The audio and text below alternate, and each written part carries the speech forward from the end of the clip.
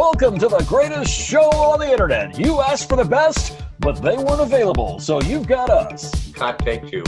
It's the Podcast Guys, featuring the lovely and talented musician, actor, and international Korean rock star, Loren Scott, and over 40 years in television.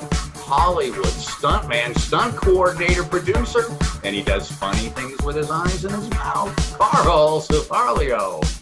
And I'm Keith. When I was with Mike Tyson, he was like a brick shithouse. You were with Tyson? He worked on a movie that I was on. Oh, I didn't know that. Oh, did I not tell you I had to teach him how to throw a punch?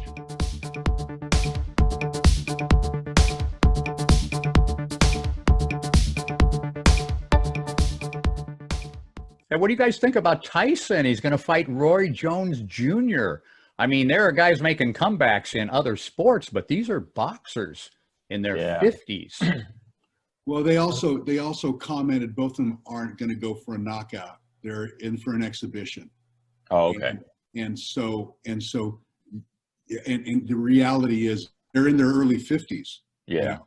They want to make it till their early 90s. They can't beat the shit out of each other. And I told you guys before, and I don't know about Roy Jones, but when I was with Mike Tyson, he was like a brick shithouse.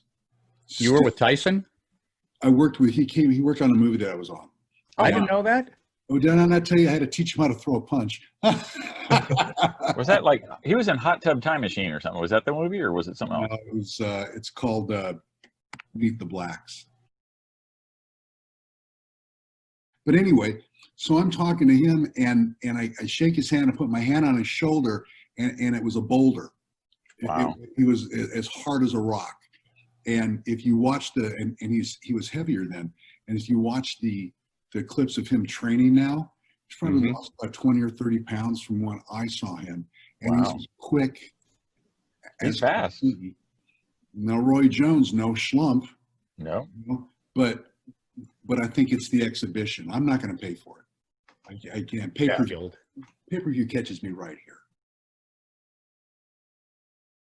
I got to see Roy Jones in his prime there when he fought James Toney at MGM Grand. I was there in Vegas for a conference, and so we went to see that. And Oscar De La Hoya was on the undercard and everything. Got to see him too and everything. So it was a good time. I saw a lot of celebrities walking into that, past the ticket booth going in to see and everything. Got to shake Sugar Ray Leonard's hand as he walked by. Saw Jack Nicholson walk by. Was too scared to even say hi to him.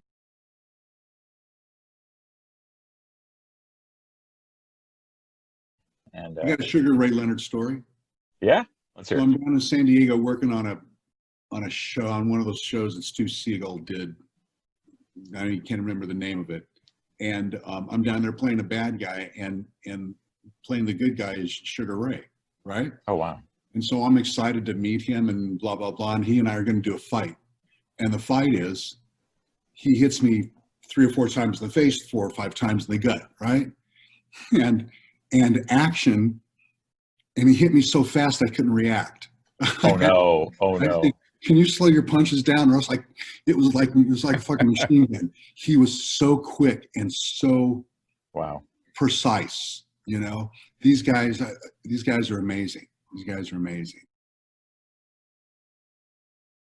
Many years ago, I was at late '80s. I got to go to Magic Johnson Night's Magic basketball tournament at the Forum. It was like an all-star game in the middle of the summer. Magic. You're a Celtics fan. You love the Celtics. That's horrible. Well, I got the tickets through Converse, so it's a long story. Anyhow, we're sitting Arsenio Hall's coaching one of the teams. We're sitting in this right here, like 3 rows behind the bench. Mike Tyson's in the row in front of us. Like Dave Winfield's over here, and all these other big celebrities are over here. So it's like halftime, and Tyson gets up to stretch, and some guy comes over and challenges him to a fight. So he takes a swing at Mike Tyson. Mike Tyson's bodyguard, who was a foot taller than Mike Tyson, decked this guy on the floor of the Forum. And they ushered Mike out of there because they didn't want Mike. This is Mike in his prime. This is Sure. I might have had a couple of brews. I was going to say there's probably some alcohol bravery there.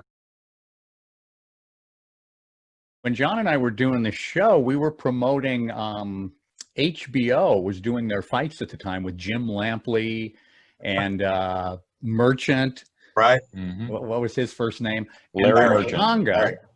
Pechanga, which is now a resort over there and casino, was in temporary trailers at the time. They didn't have a permanent building.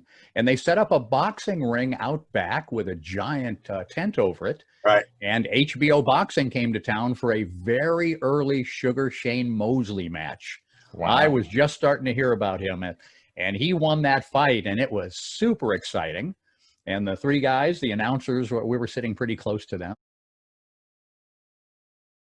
Remember what happened that night, though? Lampley gets there, and Jim's in the prime of his career broadcasting fights. And he's sitting up on the stage before the fight, and he nods off. He's asleep. I do remember this. It's like this. So we got the whole crowd yelling, "Wake up, Jim! Wake up, Jim!" No, we didn't. You funny. did. John Oh, I goes, did, yeah. "Wake up, Jim!" Everybody And picked I'm up like, on it. He wakes up like that. That's And all of a funny. sudden, thousands of people are screaming, "Wake up, Jim!" Did you also invent the wave? Was that you? No, not that night. No. That's funny. Are we out, boys? Yeah, I think I I'm think good. it's just us three now. If you guys have anything. I have to pee again. I do too. Okay, love you. Talk to you soon. Keep up All right. the good work. Good call, guys. All right. Bye-bye. Mwah.